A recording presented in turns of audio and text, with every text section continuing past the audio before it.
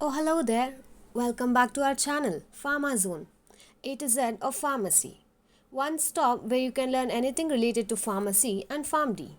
Today, we are proceeding with Chapter 3 of Human Anatomy and Physiology, Elementary Tissues of Human Body. Before we get into it, make sure you have subscribed to our channel so that you don't miss out any of our videos. Okay, now let's begin. Cells are the basic structural units of living organism. In multicellular organism, these cells organize to form tissues.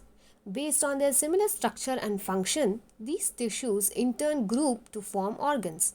Histology is the study of tissues at microscopic level.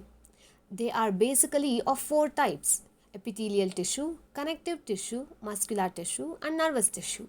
The primary function of various tissues is to aid the organs in carrying out normal physiological activities.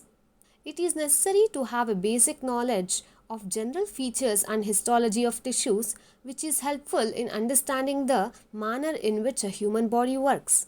Tissues are defined as a group of cells which share a common embryonic origin and perform similar functions. Four basic types of tissues are nervous tissue, epithelial tissue, muscle tissue, and connective tissue. Now let's begin with epithelial tissue. Epithelial tissue or epithelium. Epithelium is derived from all the three germ layers, that is endoderm, ectoderm, and mesoderm.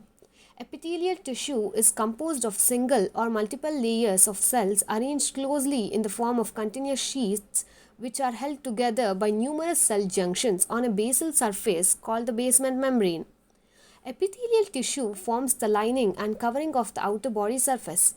It is also involved in the formation of various glands in the body. Epithelial tissue consists of an apical surface and a basal surface.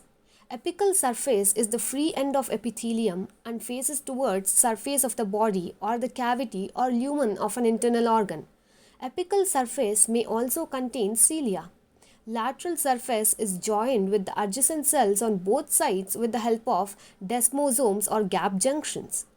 Basal surface is the lower end of epithelial tissue and is attached to the basement membrane, which is the site of attachment and provides support to the epithelial cells. It consists of two layers, basal lamina and reticular lamina. Basal lamina is secreted by the epithelial cells and consists of proteins like laminin and collagen, glycoproteins and proteoglycans.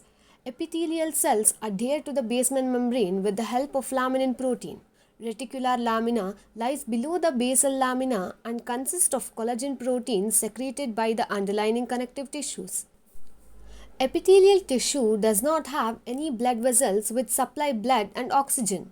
That is, they are non-vascular and hence depend on the vascular supply of the underlying connective tissue for nourishment through diffusion.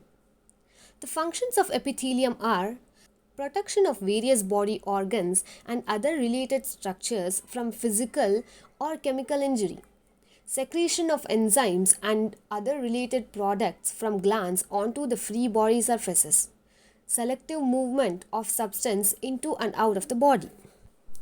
Now let's see the classification of epithelium. Epithelium is classified into surface protection epithelium and glandular epithelium. Surface protection epithelium is further classified into simple epithelium and compound epithelium. Simple epithelium consists of simple squamous epithelium, simple cuboidal epithelium, simple columnar epithelium, simple ciliated epithelium. Whereas compound epithelium is classified into transitional epithelium, stratified squamous epithelium, which is subdivided into stratified squamous cornified, stratified squamous non-cornified. Then stratified cuboidal epithelium, stratified columnar epithelium, stratified columnar ciliated epithelium. Covering or lining epithelium makes up the outer covering of the body surface and the cavities of the internal organs, whereas the glandular epithelium is the secreting portion of different glands in the body, for example, thyroid gland, sweat glands, etc. Now let's see the types of surface protection epithelium. The first one is simple epithelium. It is made up of a single layer of thin, closely arranged epithelial cells. The functions are secretion of mucus, sweat, etc. Absorption of nutrients from indigested food helps in diffusion and osmosis. Second, is stratified epithelium. It consists of more than one layer of epithelial cells. The main function is protection against wear and tear. Next one is pseudostratified epithelium. It consists of single layer of epithelial cells but appear to be multi-layered because of the non-linear arrangement of the nuclei of its cells. Some cells are shorter while some others are longer in size. Cells of this type may contain cilia and secrete goblet cells which secrete mucus. The function is the mucus secreted by the goblet cells helps to trap dust and other foreign particles. This classification was based upon arrangement of cells. Now let's see based upon shape of cells. The first one is squamous epithelium. It consists of thin flattened cells which appear like tiles on a floor. The function is to help in ease and quick passage of various substance through it. The second one is cuboidal epithelium. It is made up of cube-shaped or hexagonal cells. Cells may or may not contain small hair-like structures called microvilli on the apical surface. These microvilli help in the secretion of products such as mucus and also helps in absorption. The third is columnar epithelium. It consists of rectangular or column-shaped cells with villi or microvilli at the apical surface. The cilia or microvilli help in secretory and absorptive functions. The fourth one is transitional epithelium. It is highly specialized type of epithelium. It consists of basal cuboidal or columnar cells and apical round dome-shaped cells. They are specialized cells which stretch and de-stretch according to the need, and hence they line those organs which undergo stretching to carry out their functions. For example, urinary bladder. Now you can see the different types of epithelium based on the shape of cells. Now let's see the classification based on both arrangement and shape of the cells. The first one is simple squamous epithelium.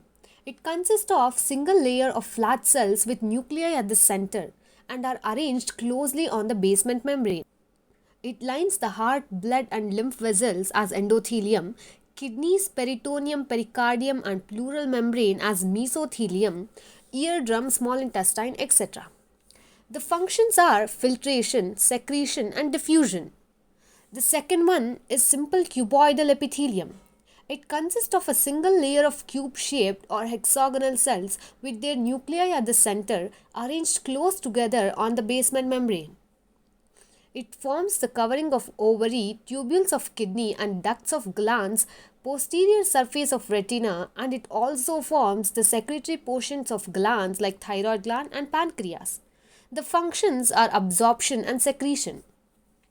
The third one is simple columnar epithelium. That is further classified into two, that is ciliated and non-ciliated.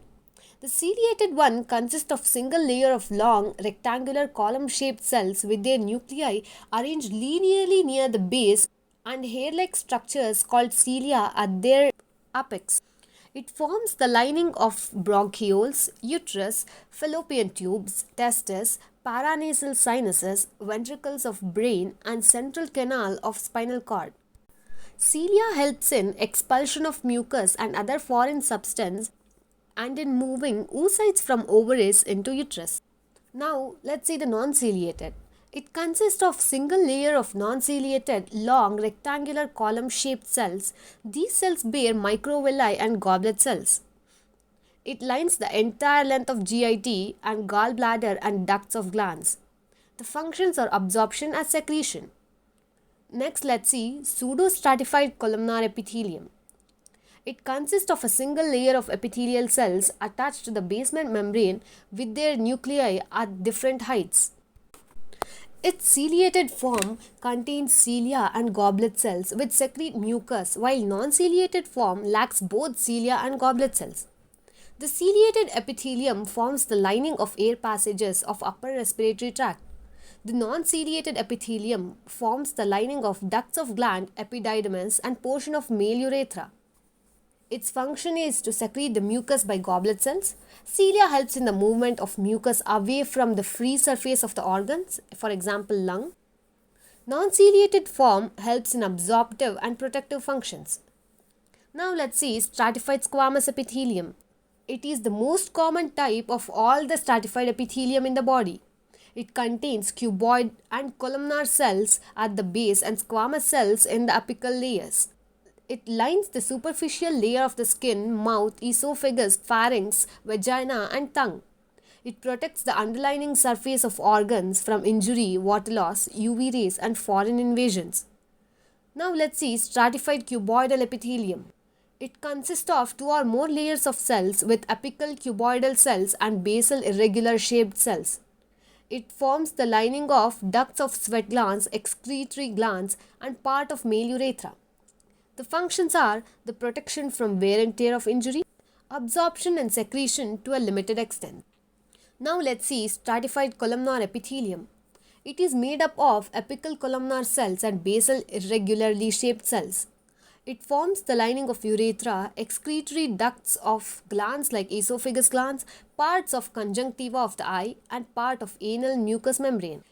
Protection from injury or wear and tear and secretion are its functions. The last one is transitional epithelium. It consists of more than two layers of cell with basal cuboidal or columnar cells with apical squamous to dome-like or rounded cells. It lines the urinary system. It allows the stretching and relaxation of urethra, urinary bladder, and ureters. Now let's see glandular epithelium.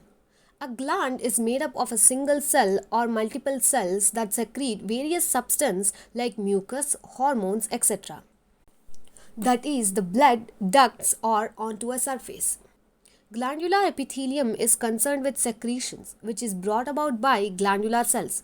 The glandular cells draw raw materials required for the synthesis of a product from blood. The glands in the body are divided into two main classes. They are endocrine glands and exocrine glands. Endocrine glands secrete hormones directly into the bloodstream. For example, the thyroid gland secretes the hormone thyroxine into the bloodstream, where it is distributed throughout the body, stimulating an increase in the metabolic rate of the body cells. Exocrine glands secrete their substance into tubes or ducts, which carry the secretions to the epithelial surface. Examples of secretions include sweat, saliva, milk, stomach acid, and digestive enzymes. Exocrine glands are classified according to their structures. That is, unicellular or multicellular. Multicellular is subdivided based on the branching or based on the shape. Based on their branching, it is simple or compound. Based on the shape, it's tubular, acinar, or tubulo-acinar. Unicellular or multicellular describes a single-celled gland or a gland made up of many cells respectively. A multicellular gland consists of a group of secretory cells and a duct through which the secretions pass as they exit the gland. Branch refers to the branching arrangement of secretory cells in the gland. Simple or compound refers to whether the duct of the gland does or does not branch respectively. Tubular describes a gland whose secretory cells form a tube, while alveolar or acinar describes secretory cells that form a bulb-like sac. Exocrine glands are also classified according to their functions. That is, based on the mode of release of secretions from the exocrine glands, they are classified as merocrine glands, apocrine glands, or holocrine glands. Merocrine glands, they are the most common type of exocrine glands. The synthesis of product, that is secretions, takes place in the ribosomes of endoplasmic reticulum, and the processing and packaging of the product is done by Golgi complex. The finished product is then released into the secretory vesicles through exocytosis. Apocrines. In this, the product accumulates over a small area of apical surface which detaches itself from the rest of the cell and releases the secretion. The damage caused to the remaining portion of the cell is repaired and the process is repeated. This mode of secretion is followed by mammary glands. Holocrine glands. In this, the cell product is stored in the cytosol. After maturation, the cell ruptures and turns itself into the product. The cell divides to replace the lost cell. Sebaceous glands of the skin follow this mode of secretion. Now let's see about connective tissue. Connective tissue is the most abundant of all the four basic types of tissues in the body. It is distributed throughout the body. All types of connective tissues are derived from embryonic connective tissue called the mesenchyme. Connective tissue provides support, binds together, and protects tissues and organs of the body. Connective tissue consists of three main components, that is, cells, protein fibers, and an amorphous ground substance. Together, the fibers and the ground substance make up the extracellular matrix. The extracellular matrix is the major component of most connective tissue. The material found between the widely spaced cells of connective tissues is the extracellular matrix. It consists of ground substance and protein fibers, as I said. Ground substance is the watery or gelatinous or calcified substance present in between the connective tissue cells and fibers. It is composed of large quantities of water, polysaccharides, and proteins. The polysaccharides, also called glycosaminoglycans or GAGs, include hyaluronic acid, chondroitin sulfate, dermatan sulfate, and keratin sulfate. Varying proportions of GAGs are responsible for the variable consistency of the ground substance, that is, fluid gelatinous to thick calcified. Ground substance provides support to cell and hold them together, stores water, and acts as a medium of exchange between blood and cells. It also finds a role in the development, migration, proliferation, and metabolic activities of the tissue. Next is protein fibers. Connective tissue fibers provide support and strength to the tissues and are mainly composed of structural proteins. Three main types of fibers are present in the extracellular matrix. They are collagen fibers, elastic fibers, and reticular fibers. Collagen fibers are composed of a protein called collagen. They are commonly found in bones, tendons, cartilage, and ligaments. They provide support and strength. Elastic fibers consist of protein called elastin, which is surrounded by a glycoprotein called fibrillin. The elastin protein imparts stability and strength. These fibers are branched and are smaller in size than collagen fibers. They are found in elastic ligaments, skin, blood vessels, lungs, etc.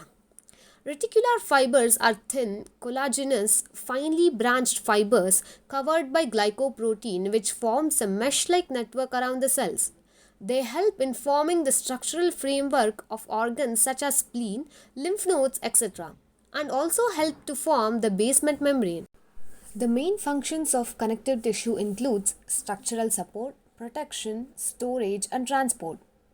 Connective tissue binds various organs together and provides support to maintain the shape and structure. Various connective tissue cells like mast cell, macrophages, lymphocytes, neutrophils, etc. protect the body organs from damage or injury due to foreign particles, bacteria, etc. Fibroblasts and macrophages help in repairing the injured body tissues. Connective tissue also acts as a reservoir or storehouse of fats. For example, adipocytes or adipose tissue stores excess fat. Blood, also called as fluid connective tissue, helps to transport nutrients, metabolites, and oxygen required by the body for various purposes. Now let's see the classification of connective tissue. They are classified based on the type of cells, arrangement, and type of fibers and composition of the extracellular matrix. They are loose connective tissue, dense connective tissue, specialized connective tissue, and embryonic connective tissue. Now let's read one by one. The first is loose connective tissue. Loose connective tissue consists of loosely arranged fibers embedded in the ground substance between the connective tissue cells. Different types of loose connective tissues are areolar connective tissue, adipose tissue, and reticular connective tissue. The areolar connective tissue is found in and around most of the body organs. It consists of a gelatinous ground substance into which different connective tissue cells and connective tissue fibers are embedded. Areolar connective tissue fills the intercellular space of other connective tissues. It acts as a packing material, thereby supporting and strengthening other body tissues and organs. Adipose tissue consists of a specialized fat cells or adipocytes which stores fats, that is triglycerides. It is surrounded and supported by loose network of areolar connective tissue. A single fat droplet occupies the entire fat cells, thus pushing its nucleus to its periphery.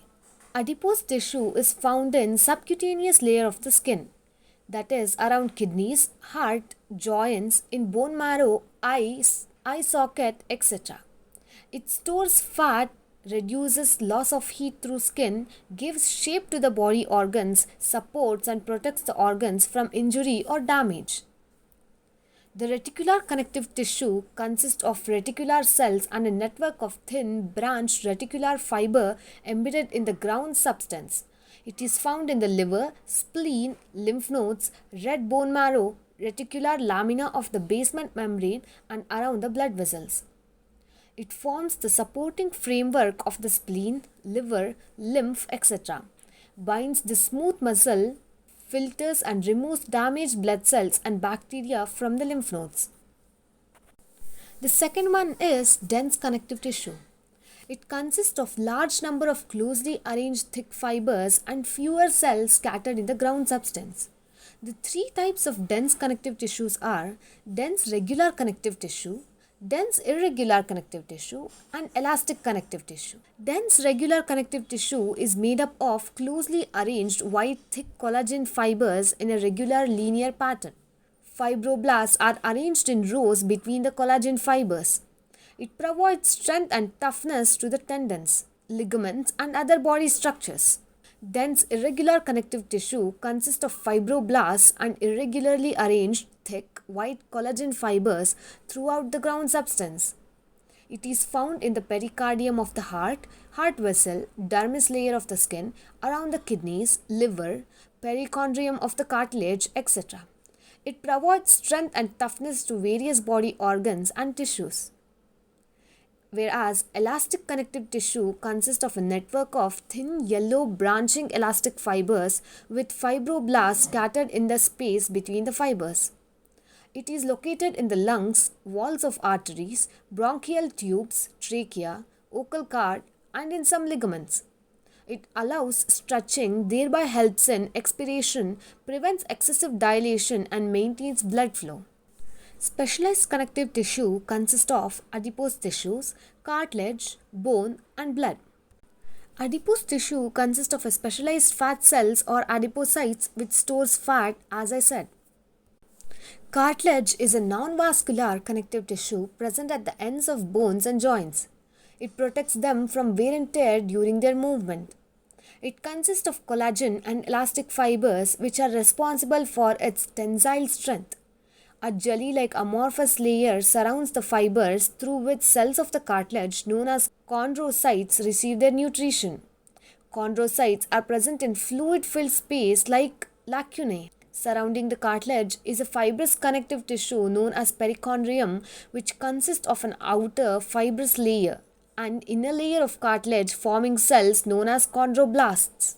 The cartilage is divided into three different types as hyaline, fibrous, and elastic cartilage. Now let's see bone. Bone is the hardest of all connective tissues.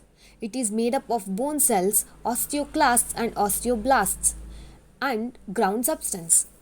Bone tissue provides support, protection, and contains red bone marrow which produces RBC, and yellow bone marrow which stores triglycerides and facilitates movement. It is of compact bone and spongy bone. Now let's see blood, which is also called as vascular tissue. Blood is a specialized connective tissue.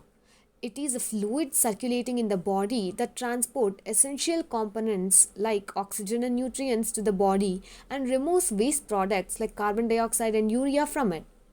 It consists of liquid extracellular matrix known as blood plasma, which in turn consists of various suspended cells like RBC, WBC, and platelets.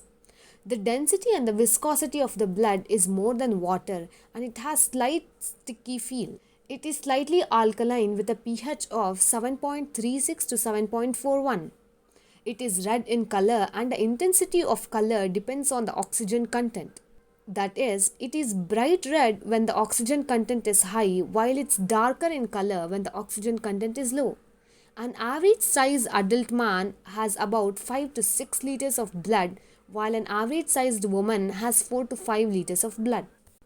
Now let's see embryonic connective tissue. The embryonic connective tissue is present in embryo for the first 2 months of pregnancy and fetus from 3rd month of pregnancy. It is of two types, that is mesenchyme and mucous connective tissue. Mesenchyme is present particularly in the developing embryo. It is the connective tissue from which all the other connective tissues are derived. It is made up of reticular fibers, irregularly shaped mesenchymal cells, and a semi-solid ground substance.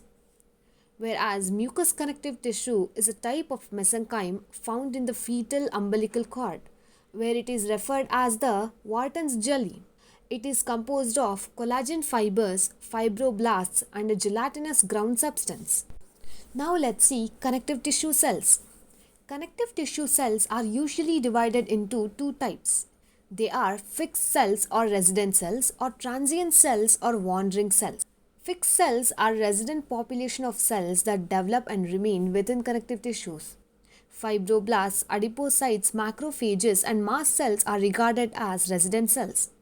Whereas transient cells are leukocytes, that is white blood cells that migrate from the bloodstream into connective tissue in response to inflammation or tissue damage. Fixed cells are normal components of connective tissue. Fibroblasts produce and maintain the extracellular matrix. They are the most common cell type in the connective tissue. Adipocytes are of white fat, white adipocytes, and brown adipocytes. White fat helps in long-term storage of energy, whereas brown fat helps in the generation of heat, that is thermogenesis. White adipocytes are specialized for the synthesis and storage of triglycerides. White fat also functions as a cushion for organs and to insulate the body. Brown adipocytes are specialized to generate heat. Newborns have a higher proportion of brown fat, that is 5% of body weight, than adults, which gradually decreases with age. Now let's see transient cells. Transient cells are leukocytes, that is nothing but white blood cells that circulate in the bloodstream and migrate into connective tissue at sites of an immune response.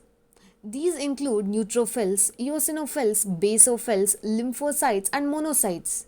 These cells are discussed in more detail in the further chapter on peripheral blood. Plasma cells are mature B lymphocytes that produce large quantities of antibodies. They are abundant wherever antigens may enter the body, such as the gastrointestinal tract and the respiratory system. Eosinophils are involved in many inflammatory processes, including parasitic infection, allergic disease, and asthma. The other tissues such as muscular and nervous tissue will be discussed in the part 2 of this video. Not to miss the second part of this video, kindly do subscribe to our channel. Hope you enjoyed and learned something from this video. Thank you. And don't forget to look into the description for notes and reference books. Also, do like and share for more videos. You can drop your doubts in the comment section, which will definitely be discussed at the beginning of the next video. Don't forget to check out our Instagram, which is in the description. And you can also purchase any books using the link given below. Hope we made human anatomy and physiology not so boring. Thank you.